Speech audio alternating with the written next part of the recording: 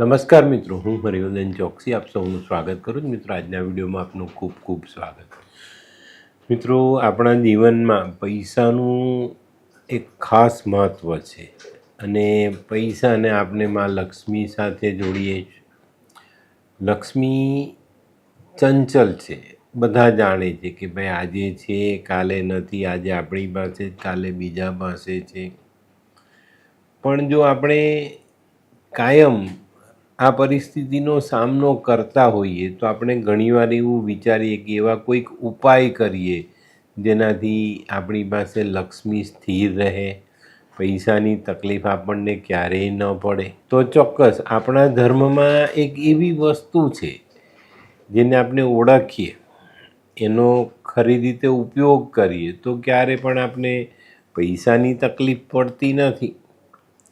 અને મિત્રો, જનરલી આપણી હિન્દુ ધર્મની પૂજામાં એનો વપરાશ પણ છે અને આ વસ્તુ છે કપૂર. કપૂરનો જો આપણે યોગ્ય ઉપયોગ કરવાનું જાણીએ અને એ કરીએ તો ક્યારે પણ આપણા જીવનમાં લક્ષ્મીની કમી રહેતી નથી. કપૂર એ શુક્રના ગ્રહ સાથે જોડાયેલું છે અને શુક્રના ગ્રહમાં લક્ષ્મીથી જોડાયેલો છે. તો આ એક નાનકડી એવી વસ્તુ છે જો જેને આપણે ઓળખીએ, જાણીએ, આપણા જીવનમાં જોડીએ અને યોગ્ય જગ્યાએ એનો યોગ્ય ઉપયોગ કરીએ, યોગ્ય જગ્યાએ એને રાખીએ, આ વસ્તુમાં આપણી શ્રદ્ધા રાખીએ તો માં લક્ષ્મીની કૃપા ચોક્કસ પ્રાપ્ત થાય અને સ્થિર લક્ષ્મીનું સુખ આપણે ભોગવી શકીએ. ઘણી વખત આપણે એવું સાંભળીએ કે ભાઈ મારા કામને નજર લાગી ગઈ, મને નજર લાગી ગઈ, મારા પૈસાને નજર લાગી ગઈ. તો હવે આપણે આ નજર ઉતારવી પડે અને એને કઈ રીતે ઉતારી શકાય? બહુ સહેલો પ્રયોગ છે અને એને જો તમે કરશો ને તો હું એવું માનું કે ચોક્કસ તમને એનાથી સારો લાભ પણ મળે. તો મિત્રો, આ શુક્રના દ્રવ્યનો ઉપયોગ આપણે જાણીએ. કોઈક નાના પાત્રમાં થોડું કપૂર લો, એની સાથે 4-5 લવિંગ મૂકો અને આ વસ્તુ તમને એમ લાગે છે કે જ્યાં નજર લાગી એ જગ્યા પર જઈ અને એના મધ્ય ભાગમાં બ્રહ્મસ્થાનમાં મૂકી અને એને સળગાવી દો. આટલા નાનકડા ઉપાયથી તમારી જગ્યામાં રહેલી નેગેટિવિટી તરત હટી જશે, તમારી લાગેલી નજર ઉતરી જશે અને તમારું અટકેલું કામ ફરી પાછું શરૂ થાય. આ વસ્તુ આપણે ઘરમાં કરીએ ને તો ઘરના સભ્યોનો પ્રેમ વધે, ઘરમાં લક્ષ્મીની આવક થાય. તો આ પ્રયોગ તમે ઘરમાં પણ કરી શકો છો. બીજું ઘણા બધા એવા લોકો છે જે સામેના વ્યક્તિ પર પ્રભાવ નથી પાડી શકતા, સામેના માણસને પોતાની વાત સમજાવી નથી શકતા, સમજાવે છે તો એની અસર નથી પડતી. ટૂંકમાં કહીએ તો એ સામેના માણસને પ્રભાવિત કરી શકતો નથી. તો આવા વ્યક્તિઓએ શું કરવું જોઈએ? આવા વ્યક્તિઓએ સફેદ કોટન કપડામાં કપૂરનો ટુકડો મૂકી એને બરાબર વ્યવસ્થિત ગળી વાળીને ઉપરના ગજવામાં રાખવો જોઈએ. આટલો નાનકડો ઉપાય સામેના માણસને પ્રભાવિત કરવામાં મદદરૂપ થશે.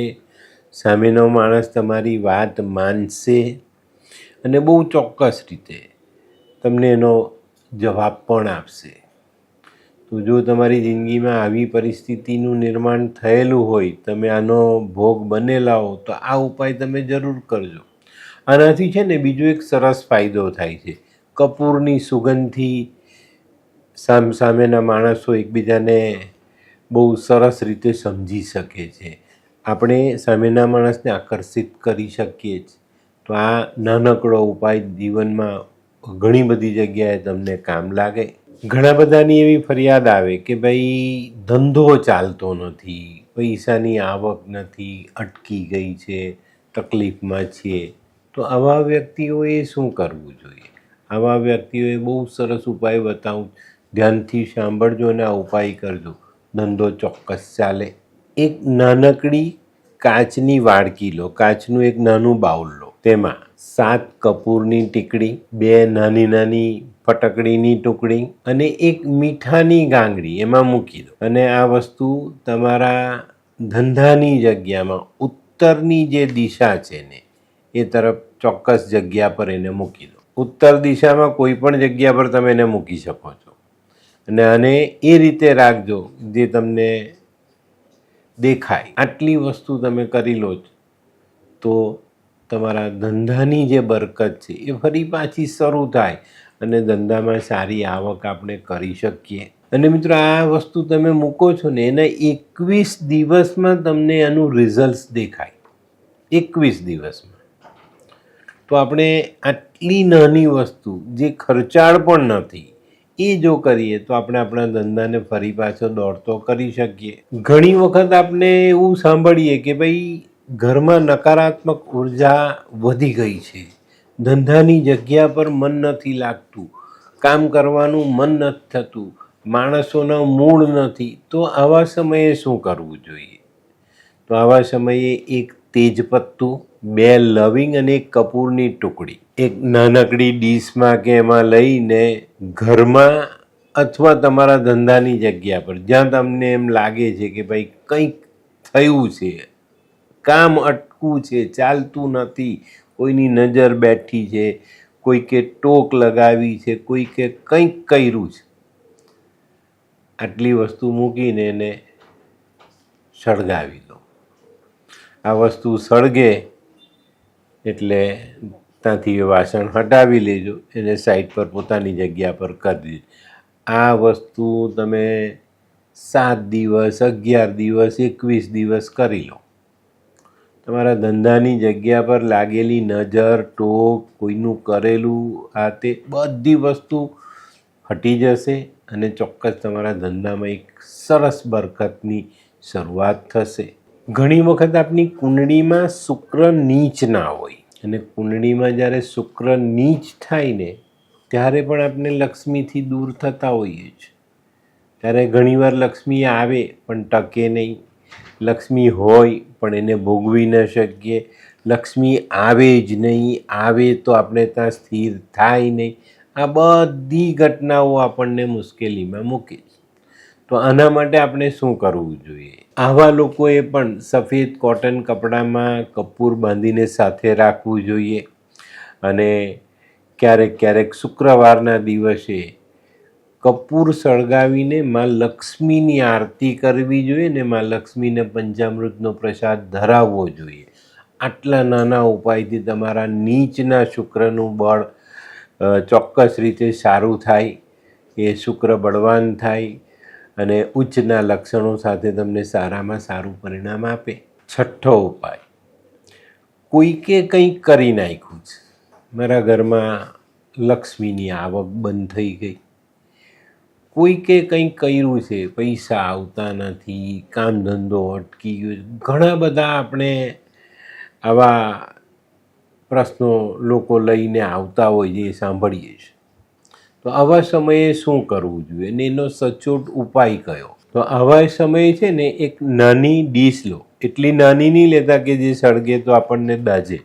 તો એક ડીશ લો, એમાં એક નાની પેલી તાંબાની દીવી કે એવું કંઈક મૂક, એમાં એક ટુકડો કપૂરનો, 3 થી 4 લવિંગ, એ મૂકીને આપણે સળગાવવાનું. અને આ વસ્તુ આપણે આપણા મુખ્ય દરવાજા પર ઊભા રહીને સળગાવવાની અને ત્યાંથી શરૂઆત કરીને તમારા આખા ઘરમાં જમણી બાજુથી શરૂ કરીને આખું આમ ડાબી બાજુ સુધી આખું ઘર ફરીને આવી જજો.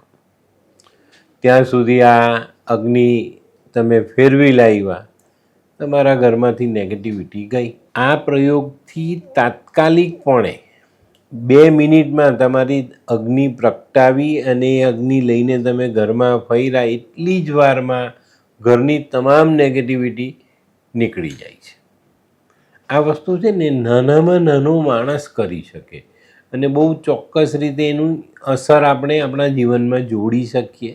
તો કેટલું ફાઇન આપણને એનું રિઝલ્ટ મળે છે. તો આ વસ્તુ ચોક્કસ આવા લોકોએ જરૂરથી કરવી. દુકાન, ઘર, કોઈ બીજી જગ્યા, કોઈ પણ જગ્યા પર તમે આ પ્રયોગ બહુ આસાનીથી કરી શકો છો. તો મિત્રો, હવે જોઈએ આપણે 7મો ઉપાય અને સૌથી સહેલો, એમાં કંઈ કરવાનું આવે નહીં એવો ઉપાય. જેના જીવનમાં શુક્રનું બળ ઓછું છે, શુક્રનો ફાયદો ઓછો છે, શુક્રથી નુકસાન થાય છે તેવા માણસે દર શુક્રવારે થોડુંક દહીં, થોડીક ખડી સાકર અને થોડુંક કપૂર, આટલી વસ્તુ માં લક્ષ્મીના મંદિરે, અને માં લક્ષ્મીનું મંદિર ના હોય ને તો મહાદેવના મંદિરે આ દાન કરી દેવું. અને આ દાન જો તમે કાયમ કરતા રહો છો ને તો તમને ક્યારેય લક્ષ્મીની તકલીફ નહીં પડે, પૈસો ક્યાંય અટકે નહીં. અને આ જેને આપણે ચંચલ કહીએ એ માં લક્ષ્મી આપણે ત્યાં સ્થિર થઈને રહે. તો મિત્રો કેટલા નાના અને કેટલા સરસ ઉપાયો આપણે જાણીએ છીએ, છતાં આપણે કરતા નથી. તો મિત્રો આજનો વિડીયો તમારા માટે જ હતો. જે લોકો ફરિયાદ કરે છે પૈસા રહેતા નથી, ટકતા નથી, કમાઈ નથી શકતો, કમાઉં છું તો ચાલ્યા જાય, આવા લોકો માટે આવા નાના અને સરળ ઉપાયો ખૂબ જરૂરી હોય. પણ આપણે કરવા પડે છે, આપણે કરતા નથી એટલે આપણને કંઈ મળતું નથી. તો મિત્રો આજનો વિડીયો ગમ્યો તો લાઈક કરો, શેર કરો, યુટ્યુબ જોનારા શેર કરે ને સબસ્ક્રાઈબ કરે. હું હરિવર્ધન ચોકસી આપ સૌની રજા લઉં. ફરી મળીએ નવા વિડીયોમાં નવી જાણકારી સાથે. તો ચાલો બદલીએ જઈએ. નમસ્તે.